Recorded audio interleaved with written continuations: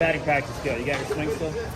It was good. I haven't swung a bat in like 15 years, but we're gonna see. You know, it's gonna be good. We got a lot of good guys out here, and it's for a great cause too. So it should be a really good day. I have no faith in that camera right now. You guys go ahead. Hey Henry, back home. Can you help me? Do you come home a lot? Like when you can? I guess. you I do. Yeah, I try and get back as much as possible. My parents still live here. Be around family, some friends. So I love Iowa. I love coming back. It's amazing. Can you talk a little bit about your relationship with Cooper and kind of what it was like? Was it a no-brainer when he asked you to be part of this? Yeah, no doubt. You know, he's my boy. Yeah. Came into Iowa and kind of took him under my wing, and now he's soaring, if you can tell. So it's cool. We're good buddies. We keep in touch. So really happy with everything that he's been doing, and then especially with this type of stuff, with the Children's Hospital and stuff like that. Yeah, you knew what he was capable of. And to see him now explode onto the national scene, everyone got to see it. I mean, were you kind of just like, yeah, I already knew he was that dude? Yeah, I mean, we all knew that. You know what I mean? And that's the thing about like playing at Iowa. It's not your Alabama. It's not your big SEC. But we know that we have guys, and Cooper's a great example of that.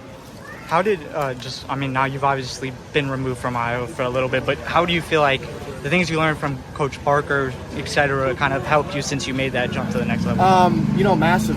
Coach Parker instilled early, my freshman year and really all of our freshman years, like what it means to be a smart football player and just being smart, because at the end of the day, you don't always have to be the fastest, strongest, but if you're outsmarting your opponent, you're gonna have that edge, and that is his biggest thing for sure. What's just this off season? What does it look like for you? What's kind of just, I guess, your mindset going into next season? Yeah, I put on 10 pounds. I'm up to 200, so I'm weighing the most I've weighed, which is good. Put some muscle on, getting faster, stronger, and learning and crafting the game. So. How do you feel like, just individually improvement, like since you got into the league, like how do you feel like, I guess you're a better player than you were when you first got in? My man-to-man's gotten a lot better, I would say. It's been, at Iowa we've played a lot of like zone and stuff. So when I got into the league, I got Pat Surtain to learn underneath, and he's taken me underneath his wing, and I've grown a lot in that aspect. They're even doing the Iowa wave out here today, which is so cool. Sweet. Is this kind of this whole thing just maybe bring you back a little bit and have those feels? No, it's really cool, and then having my Denver teammates here too to be able to do it will be really, really awesome. Because they've asked me in the locker room and stuff like, how is that like after the first quarter? Like, what's that like? And it'll be really cool. You're an Ankeny kid. What does it mean for you to be out here supporting your teammate like this?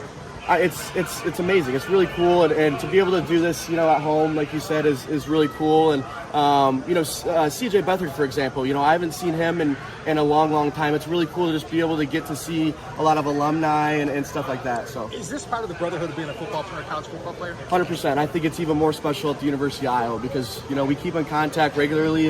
I've got a group message with a lot of my buddies. We're texting there all day, every day. So sweet, awesome. Yeah.